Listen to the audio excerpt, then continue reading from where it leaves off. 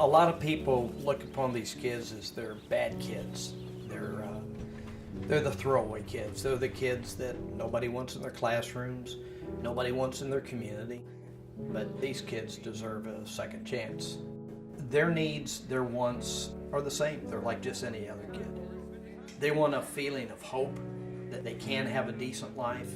They need to know that somebody really cares about them. And so many of the kids have questions about that.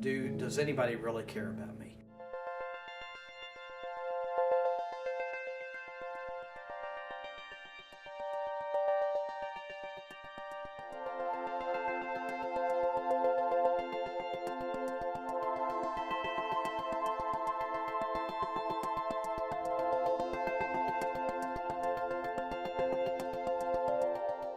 When I got here, I had an anger problem. Well, I still do, but I think I've been working on it little by little. Feature? I think when he gets mad, he tries to make a joke out of it now. He still has an anger problem though.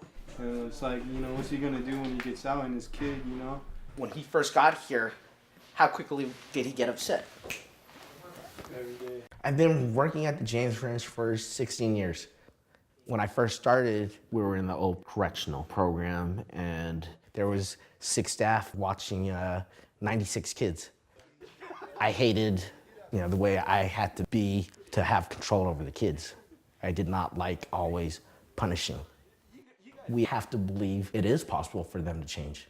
What was the homework that we gave you last weekend?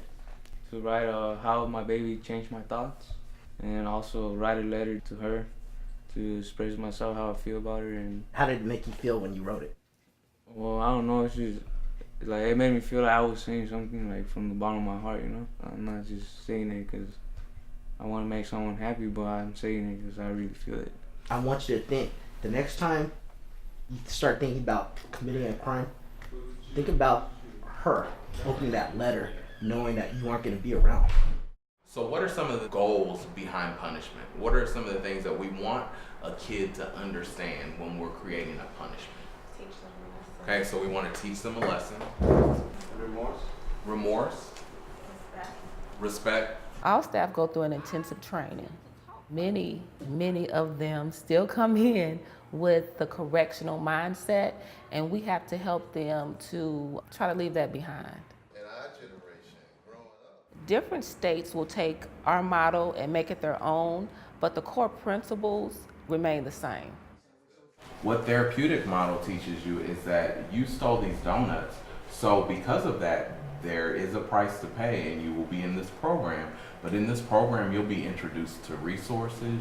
We're teaching them patience. We're teaching them communication skills.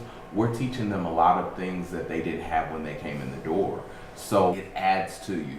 Versus when you're in the correctional approach, a lot of that takes away from you because you're fighting, you're having to still take what you need because there's abuse that occurs, there's neglect that occurs. So a lot of people learn how to commit more crimes in a better way in the correctional system because it doesn't fulfill the needs. They gave us the toughest young ladies in New York City to come to this facility. We had young ladies jumping out this window right here. We were restraining. Ladies fighting staff, girls getting arrested. Girls trying to climb over staff to get to another girl. I didn't know nothing about the Missouri model. Hell no. That model's not gonna work for me. This ain't Missouri. It was like moving with the group and doing everything as a group. So I never thought Micey was gonna work at all. All right, so let's talk. Everybody knows what these are, right? Yeah, message bottles. Okay, message bottles. Do we know what message bottles are typically used for? People in boats that get stranded in the middle of Yeah, a lot of people that high risk, people are lost. Our emotions, which we have a lot of them, correct? Yes.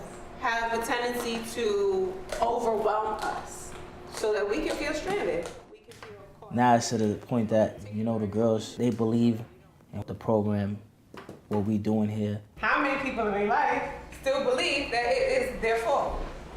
Once we was able to implement it together into a unit, as far as the circle up, the check-ins, the groups, everything started getting better. Like, these girls is able to express their feelings, tell their life story. My mom and my dad left when I was 1. And then like when they came back in my life, it's just like it went completely worse. A lot of our kids come through a lot of traumatic experiences, a lot of rough backgrounds, and a lot of times what I find in juvenile systems is that they'll come up with a little book or a little program, and they'll spend an hour a day working on those things. You know, but if I had 16 years of neglect and abandonment, an hour a day is not going to get me to where I need to be. It's critical that juvenile systems create an environment that allows the kids to go through that process of dealing with that hurt, dealing with that frustration inside, 24 hours a day, 7 days a week.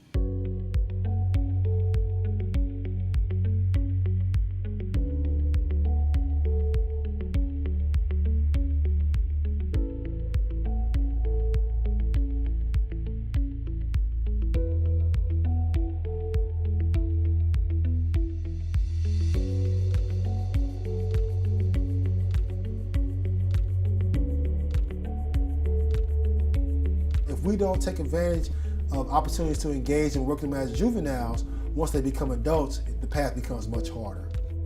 When they think you don't care about them, it's easy for them to tear up the place or do things. But when they think you care about them and have their best interests at heart, kids look different. They smile different. And that's how I measure success, based on kids thinking, I want society to view me differently. I want to act differently. I want to become something different. What up?